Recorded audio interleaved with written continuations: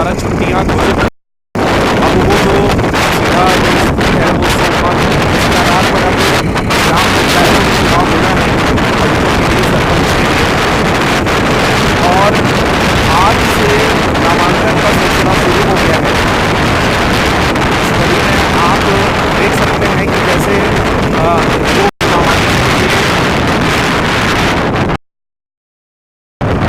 सभी प्रत्याशियों के द्वारा, सरपंच प्रत्याशी हो चाहे पंच प्रत्याशी हो, उनके द्वारा मंदिर की तरफ रुख किया जाता है। इस वक्त आप देख सकते हैं कि मुंगेली के दारू भट्टी का नज़ारा है, किस कदर यहाँ पर मेला सा उमड़ा हुआ है। वैसे अमूमन ये नज़ारा हमेशा रहता है, परंतु आज विशेष इसलिए है क्योंकि आज से नामांकन का सिलसिला शुरू हो गया है और नामांकन के लिए जो भीड़ अपने साथ लाई जा रही है, उस भीड़ को खुश करने के लिए, वोट बैंक को अपनी तरफ आकर्षित करने के लिए ये जो भीड़ है इसको मंदिर की तरफ लाया जाता है। ये देख सकते हैं बड़ी बड़ी गाड़ियाँ यहाँ पर खड़ी हुई और सभी प्रत्याशियों के द्वारा अपने वोट बैंक को खुश करने की जद्दोजहद की जा रही है। ये मुंगेली में आपको बता दें कि 2 दारू भट्टी है, जिनमें से ये एक दारू भट्टी है जहाँ पे हर शाम इसी प्रकार का नज़ारा देखा जाता है।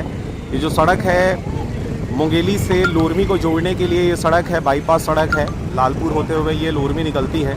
आप गाड़ियाँ देख सकते हैं, ट्रैक्टर है, माजदा है, पिकअप है, तमाम प्रकार की गाड़ियों से लोगों को भर भर कर यहाँ पर लाया गया है। और नामांकन के पश्चात सबको मंदिर की तरफ लाया जाता है। आप देख सकते हैं कैसे ट्रैक्टरों से लोगों को लेकर लाया गया है। यह सिलसिला नामांकन की अंतिम तारीख तक ऐसा ही देखने को मिलेगा। और चुनाव के समय आप जानते हैं कि किस प्रकार से दारू की राजनीति की जाती है। लोग ये देखिए दारू पीने का नतीजा क्या होता है। ये इस प्रकार से आप इन सड़कों पर लोगों को देख सकते हैं कि कैसे दारू के नशा में मशगूल लोग जो है अपने अधिकारों को, अपने एक वोट के ताकत को भूल जाते हैं और गलत चुनाव कर लेते हैं, जिसका नतीजा वे 5 साल तक ऐसे ही भोगते रहते हैं।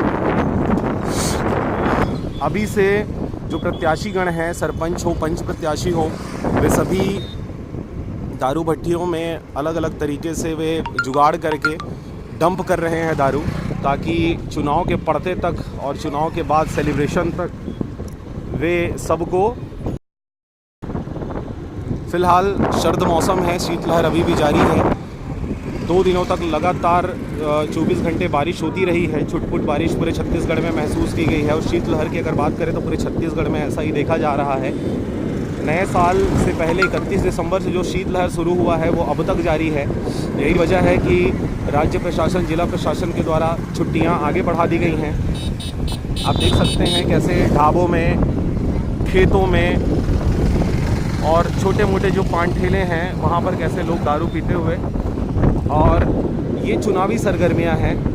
चुनाव के मद्देनज़र प्रत्याशियों ने खेत बेचकर और कई जुगाड़ करके लोन लेकर वे चुनाव में शिरकत करने वाले हैं। और जनवरी के माह में ही ग्राम पंचायत का चुनाव होना है और चुनाव के बाद नतीजे भी इसी महीने घोषित कर दिए जाएंगे। अगर हम बात करें किसानों की, तो किसान अभी भी मंडियों में अपने धान बेचने को लालायित हैं। मौसम की खराबी की वजह से अधिकारी कर्मचारियों ने अपना मुख मोड़ लिया है उन मंडियों से, उन धान विपणन केंद्रों से। उनका साफ साफ कहना है कि मौसम के खुलते ही हम धान खरीदना शुरू करेंगे। इस स्थिति में कई दूर दराज के जो किसान हैं वे ट्रक में, ट्रैक्टर में धान भरकर मंडियों की तरफ रुख तो कर लिए हैं, टोकन भी उन्होंने कटा लिया है, परंतु धान के नहीं बिकने से और कभी भी बिक जाने की आस में वे वहीं पर डेरा जमाए हुए हैं। इस वक्त ढलते हुए सूरज के साथ हम आपको ये समाचार प्रेषित कर रहे हैं कि चुनावी सरगर्मियां अब तेज़ जान पड़ रही हैं। अब हर गांव में, हर गांव के हर गली में आपको बैनर पोस्टर सरपंचों के दिखाई देने शुरू हो जाएंगे। वैसे आचार संहिता लगा हुआ है, परंतु फिर भी चुनाव प्रचार प्रसार में किसी भी प्रकार की कोई कमी प्रशासनों के द्वारा जो ग्राम पंचायत का चुनाव होता है उसमें विशेष रूप से ये चीज़ें सामने आती हैं। और इस चुनाव में भी सबसे बड़ा प्रचार का जो माध्यम बनता है वो है दारू, शराब। और ये सिलसिला अनवरत जारी रहता है तब तक जब तक चुनाव ना पड़ जाए, वोट ना पड़ जाए।